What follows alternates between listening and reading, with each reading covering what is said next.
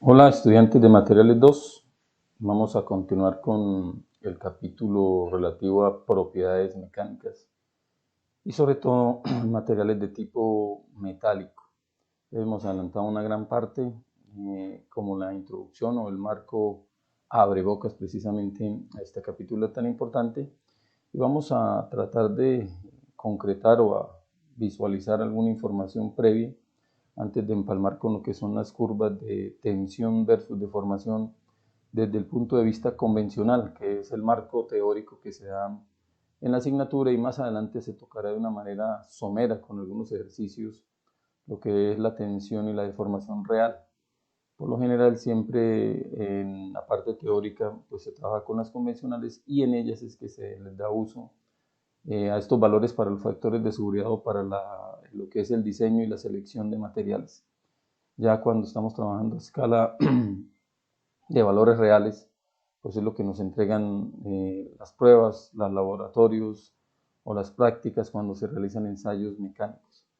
Y después se hace la comparativa, donde pues hay muchas diferencias que es lo que vamos a notar más adelante. Vamos entonces a recordar algo rápidamente. Vamos a darle uso aquí a esta pantalla. Ok. Entonces, cosas por recordar. Importante cuando estamos hablando de lo convencional, ¿no? La tensión y la deformación convencional. La tensión, que pues lo hemos estado viendo, se va a representar con una letra sigma, y la deformación con una letra epsilon. En ocasiones puede tener una C representando lo convencional, y cuando se trabaja en las reales pues tendrá una R. Puede ser que las tensiones y deformaciones convencionales no lleven ningún subíndice. Eso pues para que pues lo tengan en cuenta, ¿no? Y hay una diferencia relativa a la formulación, precisamente que muestra la diferencia entre lo convencional, que es lo teórico, y lo real, que es lo práctico, ¿no? La tensión de tipo convencional es la relación existente entre la carga o la fuerza aplicada y el área de la sección transversal original. Esa es la gran diferencia entre la tensión convencional y la real. En la real, el área es el área instantánea. Entonces ya hemos visto que a medida que se está aplicando una carga por tracción, se puede empezar a formar una estricción, y esta estricción es un apoyamiento o un abombamiento si estamos haciendo una compresión, y por eso pues el área que estamos viendo ahí va a modificar entonces a la tensión. Las unidades ya las vimos, serían unidades de fuerza sobre unidades de área, que nos llevan entonces a unidades que son unidades de presión, como lo dijo Pascal, y de ahí viene pues que se pueda trabajar en pascales, se puede trabajar en atmósferas, se pueden trabajar en PSIs, bueno, una gran variedad de posibilidades dependiendo del sistema en que estemos trabajando. Y la deformación es la relación entre el alargamiento o el acortamiento, también es viable, con respecto a la longitud original de la probeta. Y esa longitud pues tomada de acuerdo a norma en unos puntos intermedios de la misma. Dense cuenta cuando vimos esta partecita en la sesión anterior que hay unos cabezales, esos cabezales pues están por fuera de esa longitud original. Y vuelve y juega cuando estemos trabajando con la deformación real, pues va a haber una diferencia, puesto que estaría trabajando con longitudes de tipo instantáneo y no longitudes originales de la rueda. Démonos cuenta que en el caso de la deformación no hay unidades dimensionales, puesto que estamos dividiendo una longitud sobre otra. El delta L es lo que se alargó o lo que se acortó, para que no olviden eso. Y en el fondo ese delta L es una longitud final menos la longitud original. Esto simultáneamente puede transformarse en longitud final sobre el original menos 1. Es decir, hay una gran variedad de posibilidades para este manejo. Cuando relacionamos la tensión y la deformación, se forman entonces los diagramas tensión-deformación, en este caso convencional, donde la tensión sería la ordenada, dada pues en megapascales, una de las unidades que se trabajan, y la deformación, que puede estar entonces en milímetro por milímetro, o pulgada por pulgada si estamos trabajando en el sistema inglés. Entonces eso sería más o menos el marco del gráfico. El primer comportamiento que tiene un material metálico o aleación sería lineal. Y ese comportamiento lineal, que es el inicial, sería el campo elástico. Es decir, cuando el material se deforma, pero cuando se libera de la carga, recupera su estado original. En ese campo elástico vamos a tener entonces un límite elástico.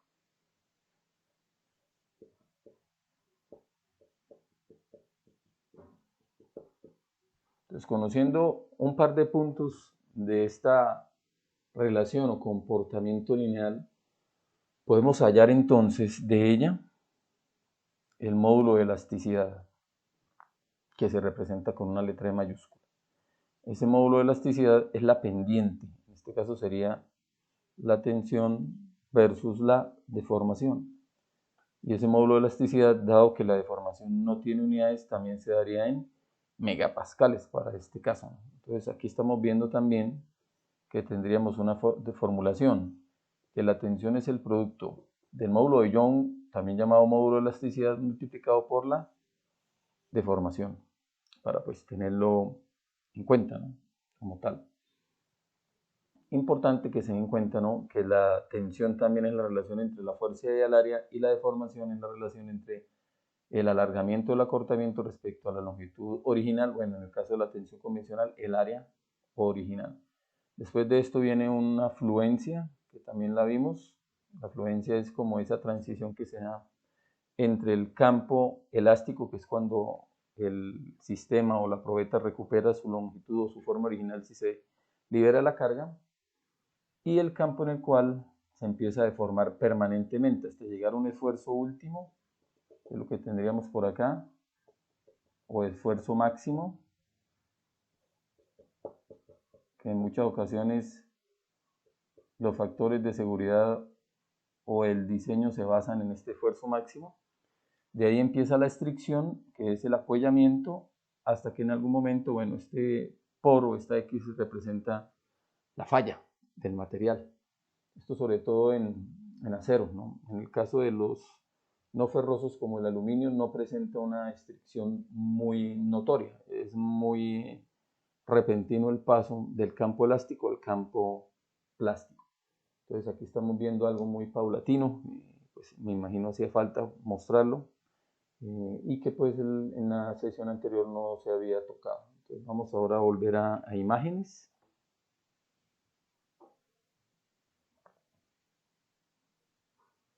Donde hemos quedado precisamente estamos acá, ¿cierto?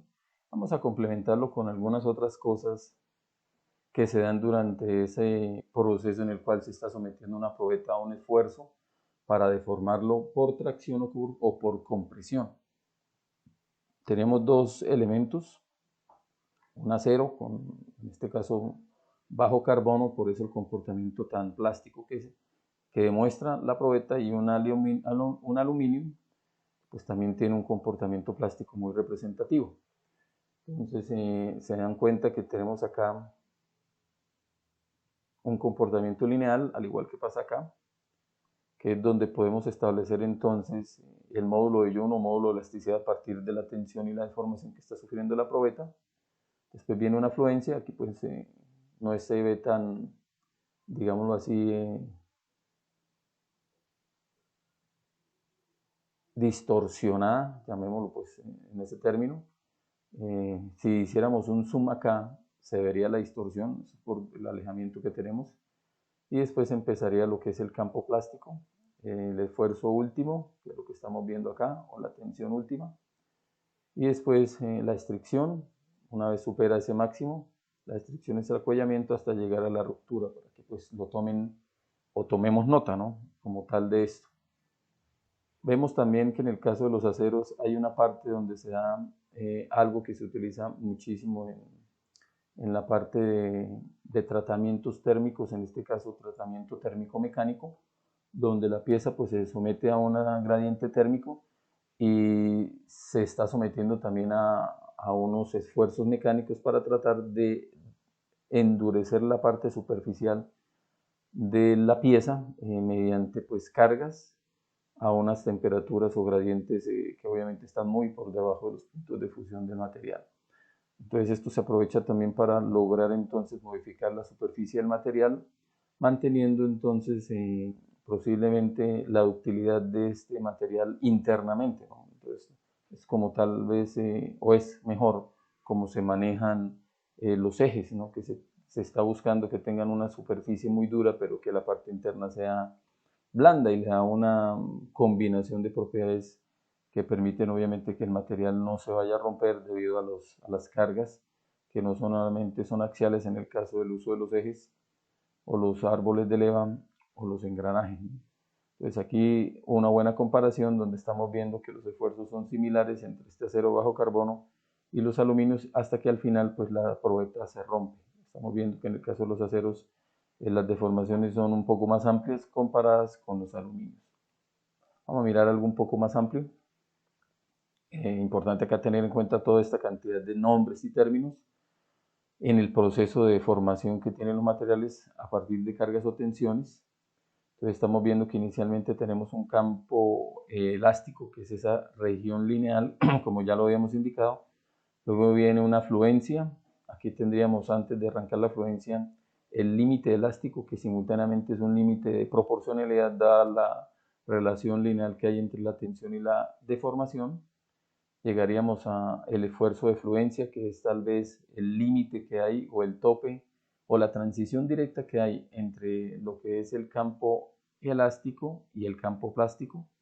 Empezaría entonces ese campo plástico, que en ocasiones no es lineal, como se ve acá, en ocasiones tiene un proceso, o mejor, tiene un incremento de la tensión. Aquí pues la tensión se mantiene en teoría, pero pues en ocasiones aquí se da un incremento de la tensión, es decir, es viable que se muestre esto, ¿cierto? Luego llegaremos a un punto en donde se da la parte del tratamiento mecánico que decíamos que es un endurecimiento debido a la deformación, con apoyos obviamente de gradientes térmicos. Vamos a mirar la línea de abajo, no la semicontinua. Llegaríamos a un esfuerzo último, que es la tensión máxima. Luego la estricción, que es el acuellamiento, para finalmente fracturarse. Si estamos, eso para lo convencional, ¿no? Todo esto es lo convencional. Si estamos trabajando lo real, pues aquí se marca la diferencia. Una vez salimos de esa plasticidad perfecta o fluencia, que pues hablan aquí de perfecta porque el comportamiento es con pendiente cero, aunque en realidad lo que tenemos aquí es un comportamiento, digámoslo así, muy alternante y errático, ¿cierto? Pero con unos valores de deltas de tensión mínimos aquí. Acá empezaría entonces un proceso de incremento de esa tensión. No habría, o mejor, el esfuerzo último coincidiría con la ruptura y vemos que la diferencia entre la ruptura de una curva real con respecto a una curva convencional es muy notoria. Por eso cuando se realizan los procesos de diseño y selección para los factores de seguridad de las piezas, pues se trabaja es con los valores teóricos, en particular el esfuerzo máximo, y no con los valores reales. Esta es una curva donde pues muestra muy bien cada una de las partes que están involucradas o las etapas que están involucradas en esa deformación inicialmente elástica, luego plástica, hasta que al final la pieza se fractura o se divide o se rompe. Bueno, aquí estamos viendo una curva real tomada durante un ensayo. Esto es una probeta, en este caso es de aluminio, aleación de aluminio, donde pues el aluminio es el elemento de mayor porcentaje. Es de alta resistencia. la codificación es de 7075 T6. Ahorita vamos a mirar a qué se refiere ese tipo de aleación de alta resistencia, para qué es que se utiliza. Vamos a utilizar o vamos a mirar la ficha que acompaña o que uno la encuentra en la web o en handbooks para cada una de las aleaciones, en este caso de aluminio, existentes. Y en particular esta, dado pues que se utiliza muchísimo en la parte sobre todo de marcos de bicicletas y en otras áreas obviamente de la parte automotriz. Entonces es una aleación muy utilizada dado pues su alta resistencia, ¿no? En este caso pues es una probeta bajo norma que tiene una forma lateral entonces tipo placa de 5/8 de pulgada y un diámetro de 0.5 pulgadas y 2 pulgadas de longitud calibrada. Eso es el valor entonces de la longitud original, ¿no? Estamos viendo que se está trabajando en términos de KSIs o cada 1000 PSIs, entonces 10, 20, etcétera, KSIs. Y en el caso de las deformaciones, pulgada sobre pulgada. Entonces estamos en el formato del sistema inglés. Igual pues podríamos tenerlo en el sistema nuestro, que aquí al final pues hace una comparativa. Tenemos alrededor de 87.000 PSIs o 87 KSIs, que pues simultáneamente en nuestro sistema serían alrededor de 600 megapascales, y este esfuerzo de tensión última me genera una deformación de 0.080 en pulgada sobre pulgada. No es que sea obviamente una deformación plástica tan notoria, dado que pues no es un aluminio típico normal, sino de alta resistencia. Entonces vemos que la transición que hay entre el campo elástico y el campo plástico es directa. La afluencia que vemos acá pues es mínima. No hay un campo en el cual se hable entonces de deformación para mejorar la dureza del material. Sí hay un esfuerzo último o máximo. Aquí es donde empieza el acollamiento y vemos que pues es muy corto esa estricción o ese acollamiento, debido precisamente a la alta resistencia que tiene este material. Prefiere romperse antes de mostrar deformaciones plásticas muy notorias, ¿no? Entonces aquí tenemos precisamente la ficha de este material 7075. Entonces aquí vamos a leer algunas cosas, como por ejemplo las palabras claves. Este es, pero obviamente pues también en esta ficha están involucradas otras derivaciones de esta aleación de aluminio. Entonces aquí tenemos todas las posibilidades, donde pues tenemos cerca de un 87 a un 91% de aluminio, es decir, es el intervalo para pues poder saber qué tanto porcentaje de aluminio puede tener este tipo de aluminio, de aleación de aluminio. Entonces entre un 87.1 y un 91.4 es al cromo, punto 18 a punto 28 más o menos, que se encuentra entre esos valores. Algo de cobre, entre el 1.2 y el 2%, lo máximo que permitiría de hierro sería un 0.5. Magnesio, que también es muy representativo, entre el 2.1 y el 2.9. Minnesota, que pues es un material que se consigue, o mejor, que es una gran combinación de materiales metálicos y que pues se encuentra en este lugar de Norteamérica. Toman el nombre precisamente del lugar y se les da estos nombres porque son muchos elementos recogidos en uno solo. Posiblemente pues el lugar donde se produjo precisamente este material o esta aleación de aluminio es allá en ese sector. Allá mismo se explotó alguna cantera o mina y pues dentro de las proporciones mínimas que es imposible pues separarlas dentro del material aparece esta Minnesota. Y hay otros más elementos que pueden llegarse a considerar casi que impurezas, además del zinc, que pues está en una cantidad muy representativa, ¿no? Entre el 5.1 al 6.1%. El uso pues que se le da a este material, que es de muy alta resistencia, es para armaduras o partes estructurales que se someten a grandes esfuerzos.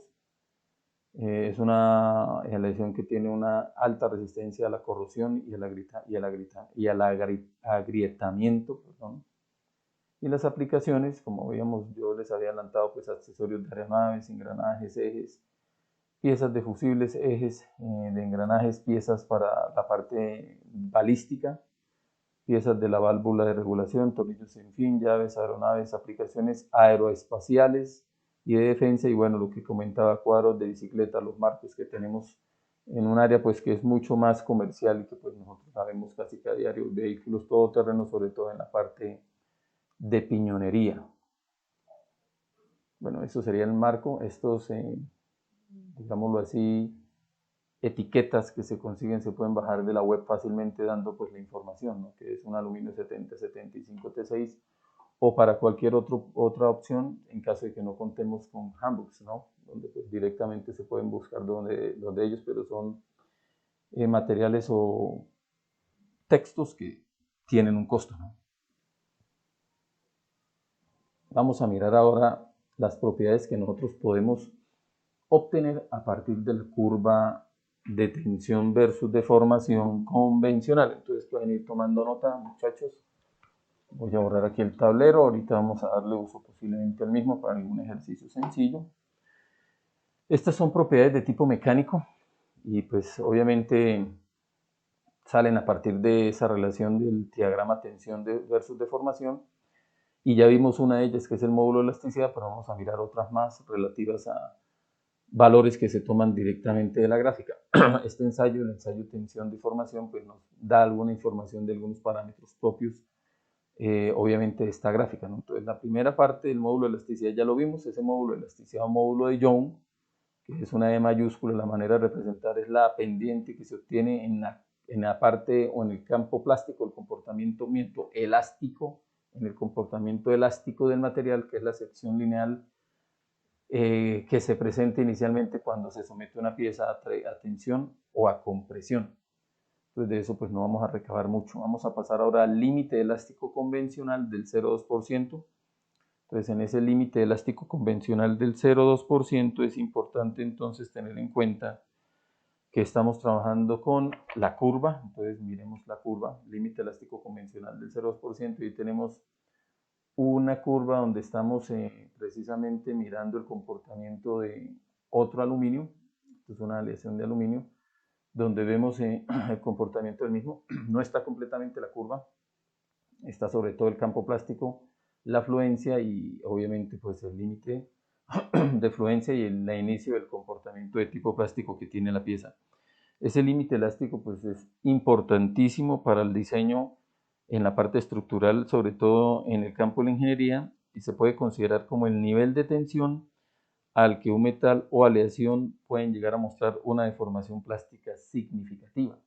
Entonces es importante eso porque precisamente es lo que tomamos para el diseño y que pues nos sirve como factores de seguridad. Entonces tomemos nota, muchachos, es el nivel de tensión, no olvidar que la tensión es lo que trabajamos en la ordenada, es el nivel de tensión al que se puede llegar a someter una aleación, en este caso el aluminio, ¿no? O un metal, mostrando una deformación plástica relevante o significativa.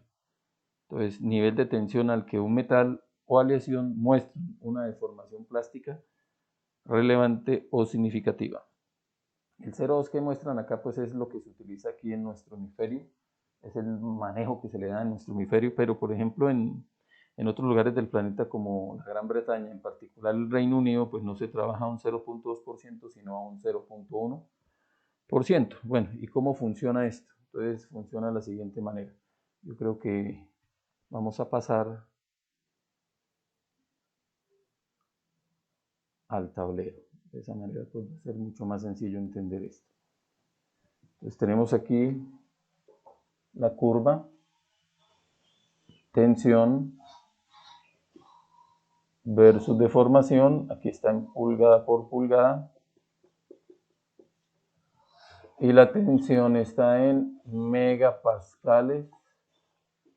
Tenemos entonces un comportamiento elástico inicialmente, hay una leve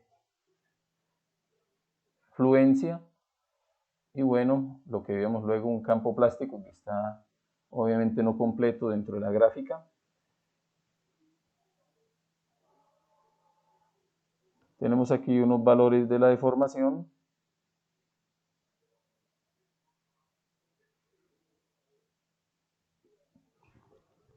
Vamos a tomar nota rápidamente de algunos valores de esa deformación del gráfico.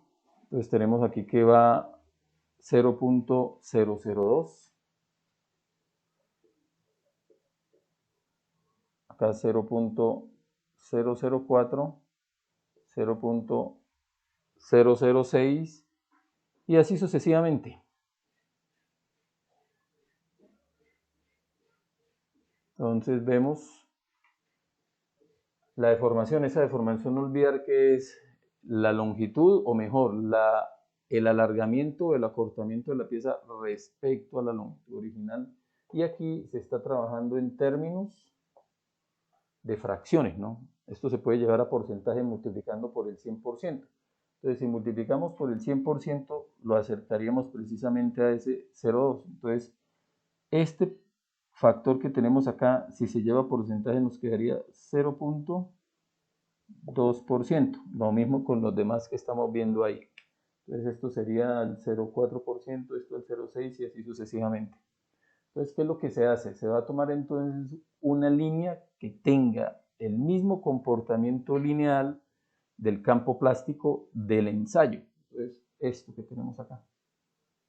Y lo que hacemos es trazar al 0,2% una línea con esa misma inclinación, es decir, con el mismo módulo de Young, con el mismo módulo de elasticidad o con la misma pendiente en términos matemáticos. Entonces, lo que vamos a hacer es trazar una línea con esa misma pendiente, pero al 0,2%, en este caso es lo que estamos trabajando ahí, hacemos el trazado,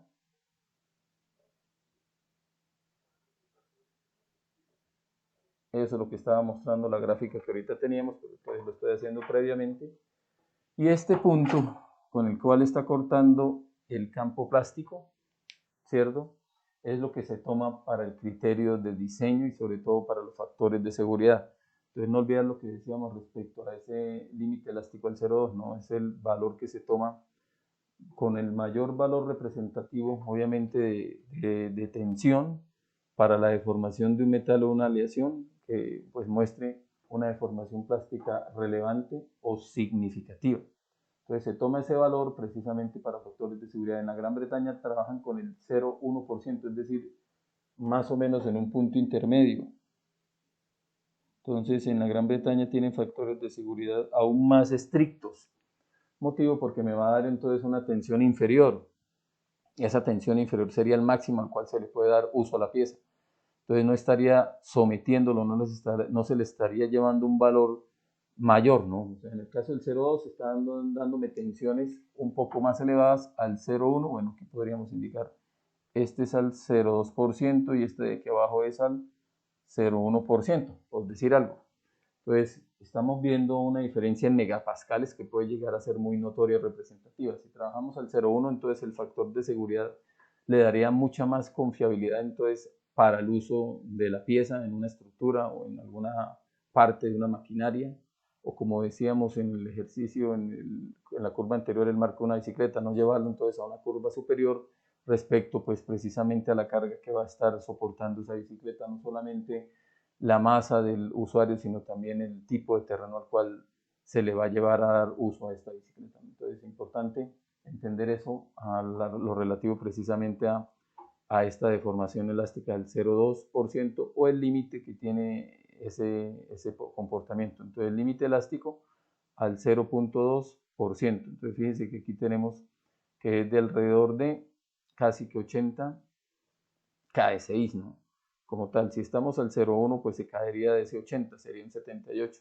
Y tendremos alrededor de 2 KSI o 2000 PSI de diferencia, que pues puede ser muy representativa en el momento de ir a utilizar esto como un factor de seguridad para el diseño de algún diseño y selección de materiales para alguna aplicación determinada. Entonces es importante el límite elástico porque pues, es muy utilizado en el área de la ingeniería, sobre todo lo que tiene que ver con la parte de diseños y factores de seguridad. Bueno, vamos a mirar uno más, que es la resistencia a la tracción. Fíjense que vamos en este orden.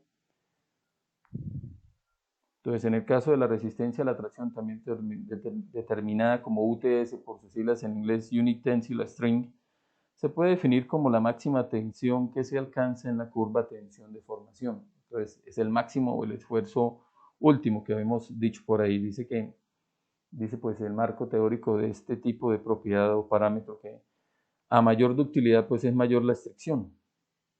Y eso es cierto, pues la estricción estaría, que es el acuellamiento, que es lo que estamos viendo en el punto medio aquí de la probeta, pues entonces si la pieza es más dúctil va a permitir entonces una estricción mucho más abovedada.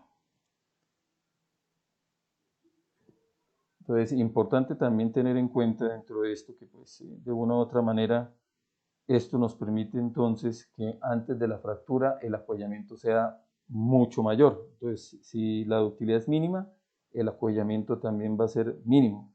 Y esto pues también va involucrado que a mayor ductilidad, mayor estricción, pues entonces es más o mayor la caída de la tensión y se alejaría pues aún más de la resistencia a esa tracción. Entonces, importante, la resistencia a la tracción para pues poder concretar acá es precisamente el valor máximo o el esfuerzo mayor o último que se puede mirar en la curva tensión versus deformación, y a mayor ductilidad de la pieza, pues la caída después de ese máximo va a ser mucho mayor antes de que se dé la fractura. Entonces, en el caso del ejercicio que teníamos ahorita, vamos a mirar esto de acá, ¿cierto? Fijémonos precisamente en esto, ¿no? Aquí tenemos el esfuerzo último máximo, que sería entonces el Unit Tensile String, y acá para el caso del aluminio. Entonces, entre más dúctil sea la pieza, que es lo que estamos viendo aquí, una mayor ductilidad comparada con esta, pues entonces es más grande la caída, ¿cierto? Entonces estamos viendo que acá tenemos una pendiente mayor, acá la pendiente no es tan pronunciada, pero entonces lo que hace es alejarse de ese punto antes de la fractura. Si esto siguiera cayendo, ¿cierto? Pues aún mayor la ductilidad del material.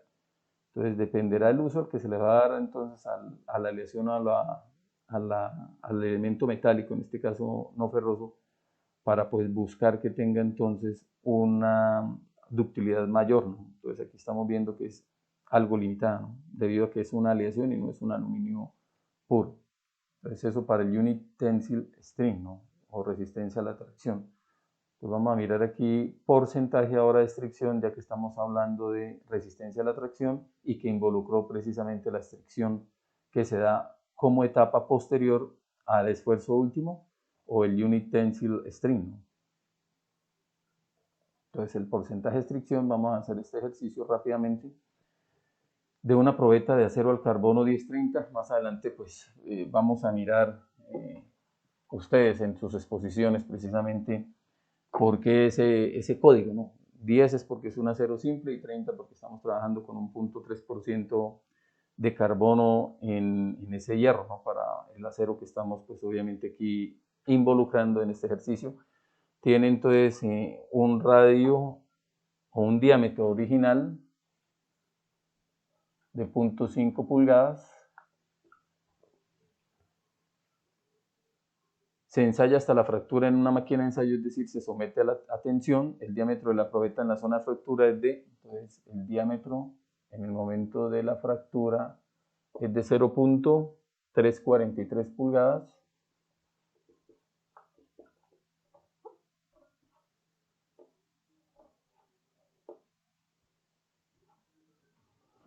Calcule el porcentaje de estricción de la muestra. Entonces, porcentaje de estricción de la muestra. Entonces vamos a volvernos un momento.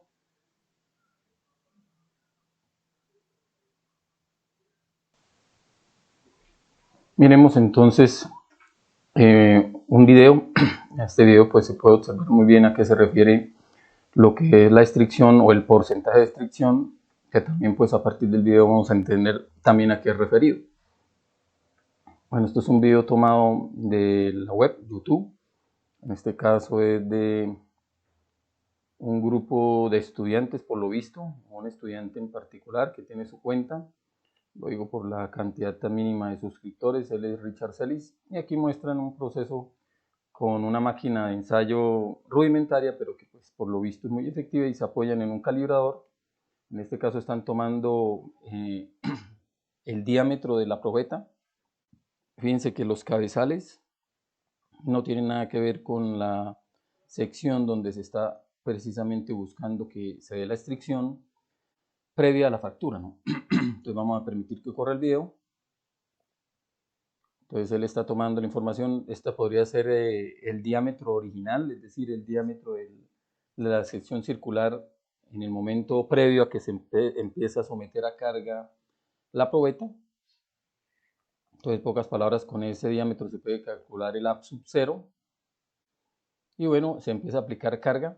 Nosotros ya contamos con una máquina muy similar a esta, entonces podríamos realizar exactamente lo mismo que se está realizando acá, con una probeta de un material que pueda ser un acero bajo carbono o una aleación de aluminio o de cobre o un bronce.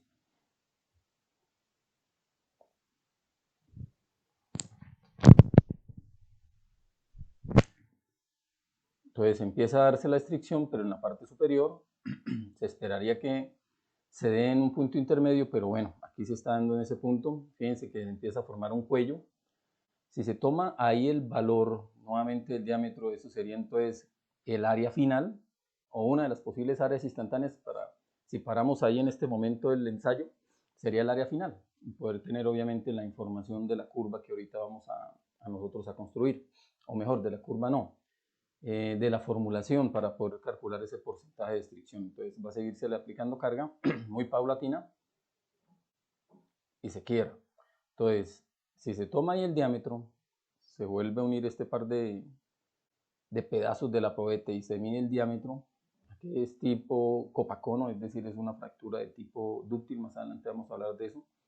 Entonces, se puede calcular el porcentaje de estricción. Ese porcentaje de estricción no es que tenga que ir hasta la fractura como tal. Fíjense que en el ejercicio, vamos a volver al mismo, nos hablan que falló, pero podemos tomar porcentaje de estricción previo a la fractura, comparando el diámetro original con un diámetro instantáneo. Es decir, en cualquier punto previo después de que se empieza a formar la estricción, antes de la fractura también es viable. Entonces vamos a calcular el porcentaje de estricción de la muestra. Volvemos entonces a nuestro tablero. Y ese porcentaje de estricción, que ya por aquí estábamos tomándolo, es igual al porcentaje de reducción del área. Es decir, son sinónimos. Porcentaje de estricción es sinónimo de porcentaje de reducción del área. Y por formulación, en este caso la formulación es muy parecida a los cálculos de porcentajes de incertidumbre o margen de error. Tendríamos entonces el área original menos el área final sobre el área original, y esto por el 100% para que no nos entregue una fracción, un porcentaje, ¿no? Área original, ¿por qué primero el área original? Porque pues el área original va a darnos a partir del diámetro original un valor mayor que el área final a partir del diámetro final o el diámetro instantáneo, cualquiera de las dos opciones. Entonces, por fórmula, tenemos una sección de tipo circular, entonces esto sería pi, bueno, vamos a trabajarlo con el diámetro. Entonces, esto sería igual a pi por el diámetro original al cuadrado sobre 4, utilizando el diámetro, ¿no? Si estuviéramos utilizando el radio, que sería la mitad, 0,25, sería pi por radio original al cuadrado y ya, para de contar. Menos pi por el diámetro final al cuadrado sobre 4, todo sobre pi por el diámetro original al cuadrado sobre 4. Entonces demos cuenta que acá podemos sacar de factor común pi cuartos y eliminarlos con estos pi cuartos. Eso para reducir un poquito el proceso, ¿no? Menos, o mejor, por o al menos el 100%. Entonces de aquí tendríamos que esto en el fondo es lo mismo. Entonces esto podría ser 1, otra manera de trabajarlo, ¿no? Podríamos entonces esto dividir el denominador entre los dos numeradores y me daría 1 menos, ¿cierto? Diámetro final al cuadrado sobre diámetro original al cuadrado. Haciendo pues una reducción, ¿no? De tipo algebraico. Esto me daría A por el 100%, que no se nos olvide. Por el 100%.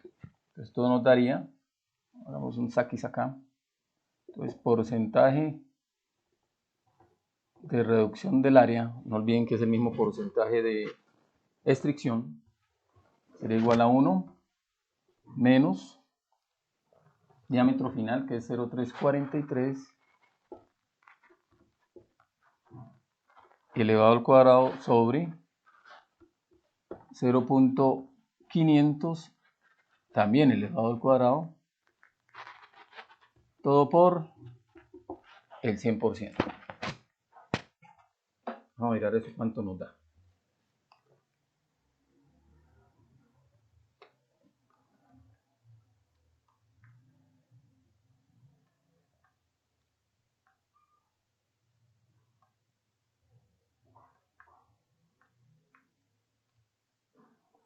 $0,53 con criterios de aproximación. Y el 0,53 multiplicado por el 100 nos da 53%. Entonces la reducción del área es de alrededor del 53% comparada con el área original. Ese sería el porcentaje de destrucción o porcentaje de reducción del área. Espero que pues con el apoyo del video se haya hecho pues, notable o notorio esto, ¿no? Entonces inicialmente la probeta pudo estar así. Una probeta de sección circular, obviamente con sus cabezales.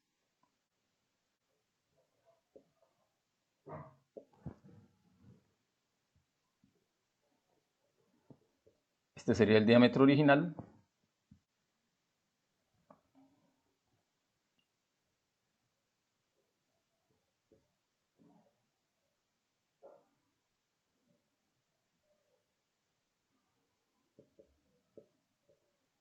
Y este sería el diámetro final.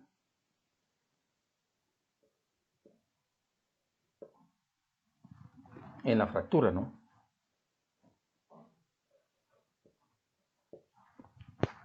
Eso como para hacer un manejo gráfico que soporte el ejercicio, ¿no? Entonces, diámetro original, diámetro final, que ese diámetro final se dio en la fractura, en el quiebre, ¿no? En el rompimiento de la probeta. Bueno, vamos a mirar, a continuar con el ejercicio, con la presentación. Entonces tenemos acá una buena cantidad de curvas donde nos comparan la tensión con respecto a la deformación de tipo convencional. Fíjense que pues después del esfuerzo máximo último hay una caída, que es donde se presenta precisamente la estricción previo a la fractura, ¿no? Entonces tenemos en la parte más superior un acero enfriado y templado a 700 Fahrenheit de la Society Automotive Engineering 1340, es decir, es de la SAE. Eso es para la parte automotriz, ¿no? Tenemos este otro que es un acero aleado al níquel, entonces es un acero que se le agrega níquel para mejorar su resistencia entonces al ambiente, a la corrosión. La inmediatamente debajo sería una lámina de acero inoxidable, es un acero especial. Luego la siguiente es un acero inoxidable de 18.8. Y fíjense que cada vez está disminuyendo la tensión. Luego vendría láminas de aleación de titanio. Esta de acá. Un titanio que se sometió a un tratamiento térmico que es un recocido para aliviar tensiones. Esto pues se verá más adelante en el capítulo 3. Aquí tenemos un acero aleado al níquel, también obviamente pues para tratar de reducir o mejorar la resistencia al entorno, es decir, disminuir la posibilidad de corrosión. En este caso es un 6Al4V. Debajo tenemos una lámina de aleación N155 también recocida. Es una aleación especial debido pues a su alta deformación, es decir, permite deformaciones plásticas muy apreciables comparadas con todas las demás aleaciones que hay acá. Luego vendría una lámina de aleación simple de aluminio. Entonces es una lámina cuyo elemento base es el aluminio y tiene algunos otros elementos extras. 2024 T81. Luego vendría una aleación 2017 T4, que tenemos un poco o un mínimo campo elástico. Cada vez el campo elástico es menos percibible. Luego vendría un acero estructural o acero dulce, que fíjense que su campo elástico es mínimo, pero tiene un campo plástico muy notorio. Esto pues permite hacer parte de estructuras, sobre todo lo que es la parte civil. Y el magnesio, que es un elemento puro, ¿cierto? Con un campo elástico prácticamente despreciable, si se pudiera dar ese término como representatividad acá, y el resto que es un campo plástico pues muy notorio. Obviamente pues tiene esfuerzos o tensiones mínimas, ¿no? Entonces de estos vamos a mirar lo de uno de ellos. Entonces vamos a trabajar con la de la Society Automotive Engineering, es decir, con esta de arriba, un acero enfriado y templado, es decir, un acero que fue sometido a tratamiento térmico y que pues le da una resistencia muy grande, muy elevada, comparada con todos los demás elementos que hay acá, ¿no?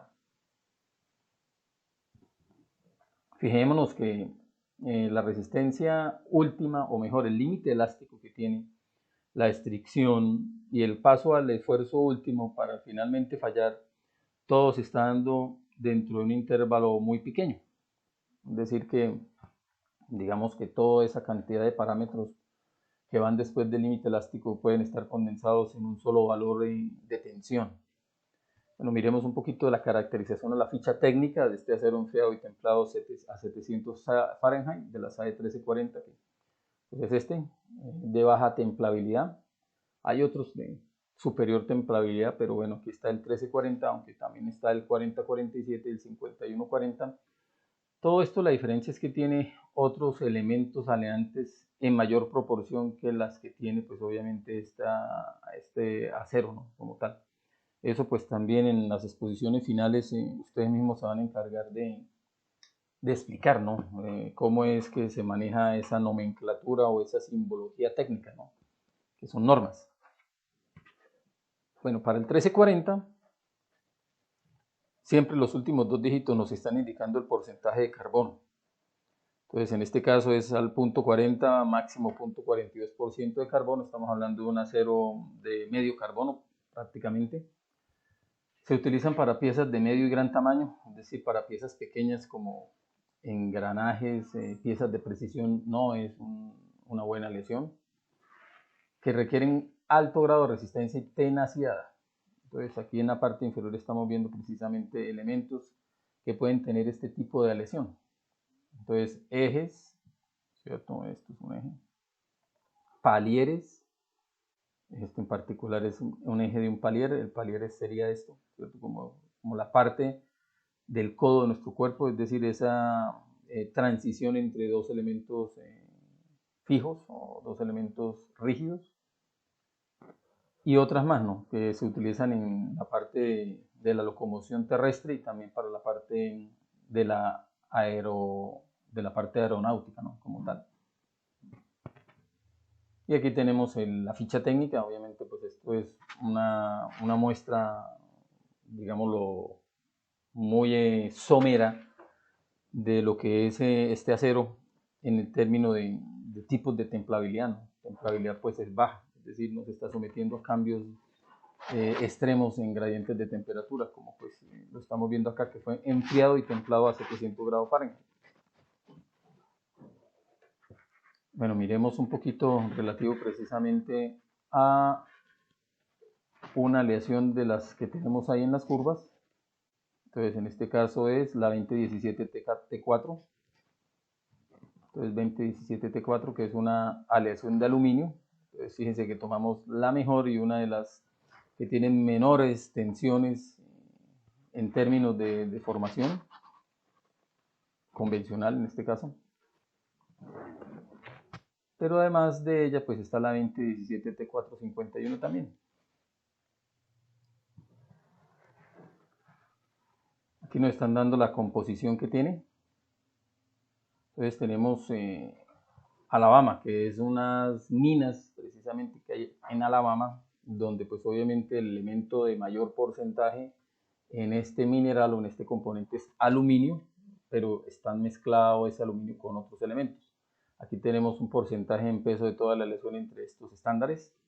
Pero acá el elemento principal es el aluminio y el resto de elementos que están ahí mezclados, pues la verdad, desde el punto de vista industrial, no da para estarlos separando por los costos. Entonces, preferible que pues trabajarlo como un solo componente, donde el aluminio es el de mayor proporción, pero también además tiene algo de cromo, cobre que es representativo, hierro, la parte del magnesio, algo de Minnesota que ya habíamos hablado respecto a él, qué es, y otros más, entre ellos pues el silicio, titanio y el zinc, que tenemos valores mínimos de ellos, prácticamente se pueden considerar como impurezas. Entonces esto es de la SAE también, nos dan aquí unas propiedades físicas, la densidad del elemento, alrededor de 2.79 gramos por cada centímetro cúbico, es decir, más de 2 veces, casi 3 veces la densidad del agua. Su dureza, más adelante vamos a ver lo que es red dureza, pero bueno, en pocas palabras es la resistencia que puede un material a dejarse mellar o rayar. Y en la escala Brinell, alrededor de 105, en la escala NOP, 132, en la Rockwell, hay varias de la Rockwell A y hasta la Rockwell H. Entonces, aquí en este caso, para la parte de elementos no ferrosos, utilizamos Rockwell A o Rockwell B. Igual para los aceros se utiliza Rockwell C, que es la que se trabaja en metalurgia en Bucaramanga. Entonces, Rockwell A, Rockwell B, la Vickers, ahí estamos manejando precisamente todas las escalas de dureza, Brinell, Knopp, Rockwell y Vickers. Resistencia límite a la tracción, es decir, el valor máximo que tiene, 427 megapascales. Resistencia a la tracción, que es prácticamente un promedio que se genera en cuanto al análisis de esta aleación, 276 megapascales. El alargamiento que tiene la rotura, alrededor de un 22%, eso es más o menos tomado de acá. Fíjense. Entonces aquí está hasta un 22, más o menos es esto. Obviamente no olviden que esto se multiplica por 100 para llevarse a porcentaje, entonces tenemos alrededor de un 22% para que sepan más o menos de dónde se extrae esa información. El módulo de elasticidad, que es el campo elástico, es decir, lo que hay acá, este comportamiento rectilíneo, donde pues lo que hacemos es dividir la tenacidad o la tensión viento respecto a la deformación. Entonces, haciendo esa división se calcula el módulo de elasticidad o módulo de Young y nos dice que es de 72.4 gigapascales, muy bajo. El coeficiente de Poisson, que es la relación, no olviden que hay entonces entre lo que es la deformación. Recuerden que ahí se pasa de una deformación axial a una deformación de tipo transversal. Ya lo vimos en la sesión anterior. Recuerden que los valores están más o menos entre 0, 22, 23 hasta 0,40. La resistencia a la fatiga, que eso es algo que también vamos a trabajar más adelante. El ensayo de fatiga, 124 megapascales. Obviamente es un elemento que se utiliza pues en un medio que es la parte automotriz, entonces necesita tener una alta resistencia a la fatiga. La maquinabilidad es viable, es decir, que el elemento después de que pues, se extrae de la fundición puede someterse entonces a procesos mecánicos. Módulo de corte, que esto no vamos a trabajar. Resistencia a la cizalladura, que es la resistencia que opone obviamente a una carga en forma de torca, en caso de que sea pues obviamente una pieza de algún engranaje o que se esté sometiendo a un movimiento rotacional. Y bueno, vendría lo de las propiedades eléctricas, propiedades térmicas y propiedades de transformación, que de eso pues no vamos a estar tocándolo de lleno, eso se trabajaría en otras áreas. Bueno, eso en cuanto a lo que tiene que ver con el manejo de las tensiones y deformaciones convencionales. Ahora, desde este momento arrancaríamos con lo que es tensión y deformación reales, que son las que se obtienen en la práctica. Entonces vemos aquí, al menos para hacer una antesala, antes de hacer este ejercicio, que podría quedar como trabajo para que hagan en casa entre sesión y sección. Pues hablemos un poquito relativo precisamente a lo que es la tensión real y deformación real, y ustedes pueden ir tomando precisamente ese diagrama, ¿no?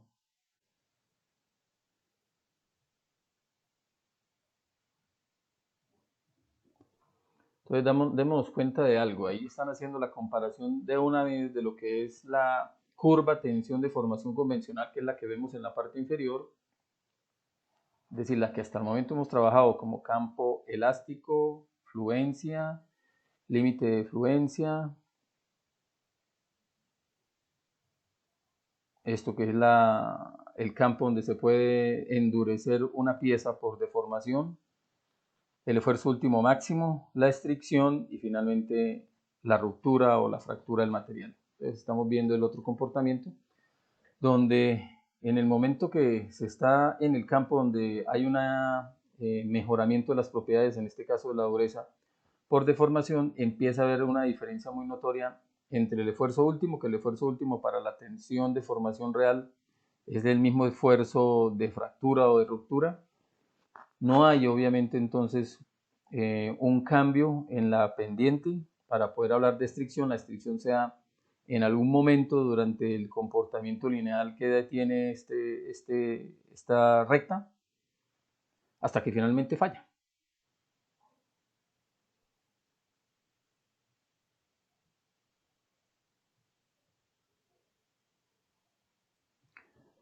Bueno, las definiciones pues ya las habíamos visto previamente, ¿no? Entonces lo que nos faltaría es mirar cómo es la formulación de la tensión real y cómo es la formulación de la deformación real y compararlas obviamente con las tensiones y deformaciones de tipo convencional. Entonces podemos, antes de que terminen de tomar esta imagen, bueno, lo olvidaba, esto es de un acero bajo carbono,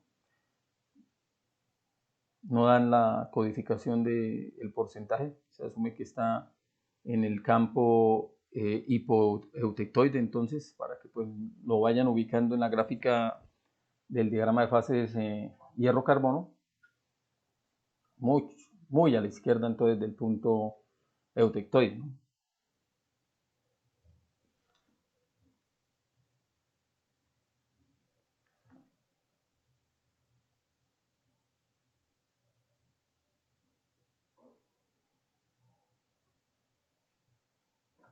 Bueno, yo creo que ya tiempo suficiente para que lo hubieran tomado y que muestren las diferencias entre lo real y lo convencional. Entonces, por eso siempre se utilizan para la selección y diseño de materiales y sus factores de seguridad los valores convencionales, ¿no? Entonces están muy por debajo de los valores reales y entonces la pieza pues obviamente la posibilidad de falla va a ser prácticamente mínima, ¿no? Como tal, que es lo que se espera, ¿no? Que no hayan fallas y que pues genere posiblemente un tipo de desastre. Bueno, vamos a mirar acá la formulación. Entonces lo primero sería la que tiene que ver con la tensión. Y la tensión de tipo, pues por obvias razones, de tipo real. Entonces la diferencia que vamos a tener aquí es un símbolo. Entonces, un símbolo que ya sabemos que de formación se va a trabajar entonces con sigma, ¿cierto? Como tal. Y para diferenciarla de la convencional le vamos a agregar entonces una letra. Entonces esa letra de subíndice podría ser, ya les había dicho, una R o una T. Entonces esto nos indicaría que es tensión de tipo real.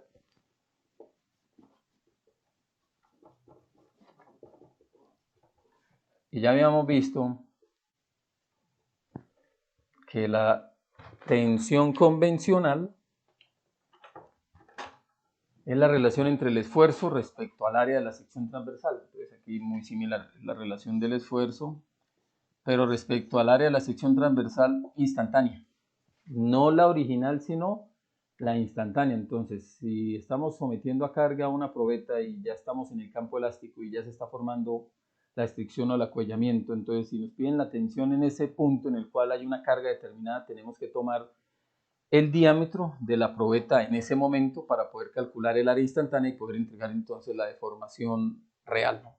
Entonces es un valor inferior, esta A sub I, que sería el área instantánea, siempre va a ser inferior a sub 0, que es el área original. Entonces si es inferior, el cociente va a ser mayor. Y de ahí viene entonces que en el manejo real la curva no tiene entonces un máximo, sino que el máximo inmediatamente es el esfuerzo en el cual la pieza falla, ¿no? Eso para la parte de la deformación de tipo real, ¿no? De la tensión de tipo real. Ahora miremos deformación real, que la podemos representar con epsilon sub t o epsilon sub r.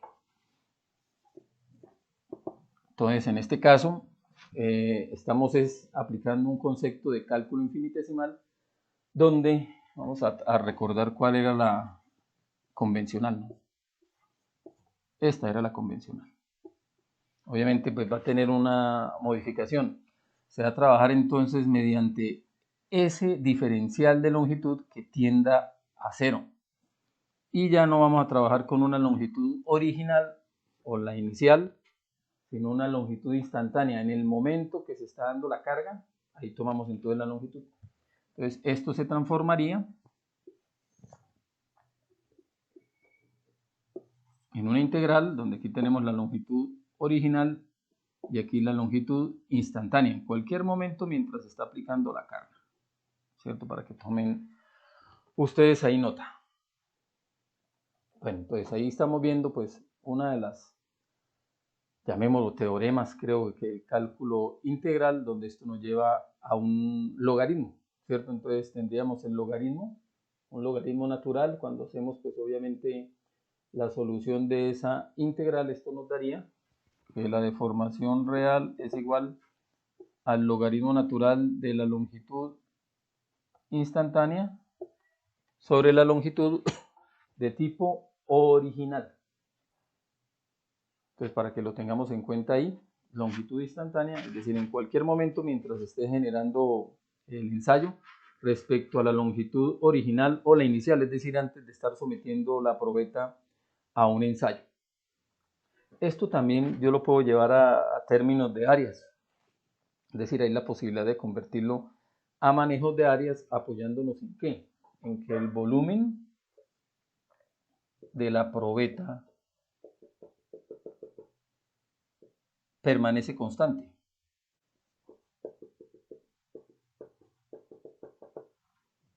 Y volumen en estos términos sería algo así como área inicial por longitud inicial, y sería igual a área instantánea por longitud instantánea, llevándolo pues a términos de longitud y área, que es lo que manejamos aquí con las probetas.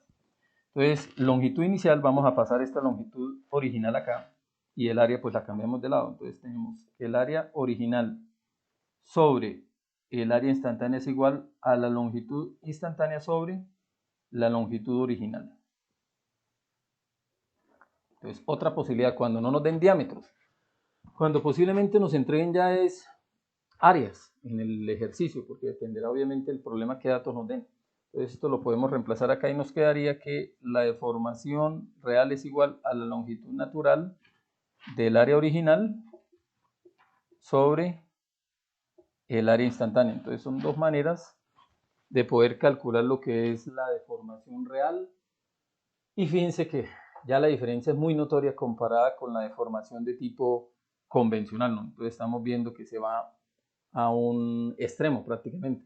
Si la comparamos con las tensiones, que en el caso de las tensiones, pues estamos solamente modificando el denominador de esa formulación. Entonces vamos a volver a nuestro marco listo acá. Y junto con este video les voy a enviar el link de un video de la Universidad Politécnica de Valencia relativo precisamente a este subtema de lo que tiene que ver con propiedades mecánicas. En este caso, pues obviamente tiene que ver con el ensayo de tracción o de tensión en probetas de sección circular o sección rectangular, planas o cilíndricas, en pocas palabras. Y pues obviamente poder concretar algunas definiciones y parámetros de lo que ya se ha estado viendo hasta el momento. Bueno, dejamos por ahí, muchachos. Seguiría pues luego ejercicios. Bueno, vamos a dejarlo aquí, el ejercicio ya abierto para que ustedes lo realicen. Entonces nos dicen que compare la tensión y la deformación convencional con las reales de un acero bajo carbono como el que teníamos acá, cuyos parámetros son los siguientes. Entonces la carga aplicada a la muestra de 17.000 libra fuerza, es decir, lo vamos a trabajar en el sistema inglés, el diámetro inicial de la fuerza es de 0.500 pulgadas, el diámetro de la muestra sometido a una carga de 17.000 librafuerzas, es decir, en el momento que está a una carga de 17.000 librafuerzas, entonces ya tenemos una estricción, ya se está viendo entonces una diferencia o un acuellamiento entre la parte inicial que tenía la probeta con la parte que en este momento está sometiendo esa carga, y tenemos ahora un diámetro de 0.472 pulgadas. Entonces, ¿qué nos piden? Que calculemos tensión y deformación convencionales, que son las fórmulas con que arrancamos el capítulo, y la tensión y la deformación real, que son las fórmulas que acabo de mostrarles en la pizarra. Bueno, muchachos, veamos por ahí. Apenas iniciemos siguiente sesión, pues revisaremos los resultados a este ejercicio.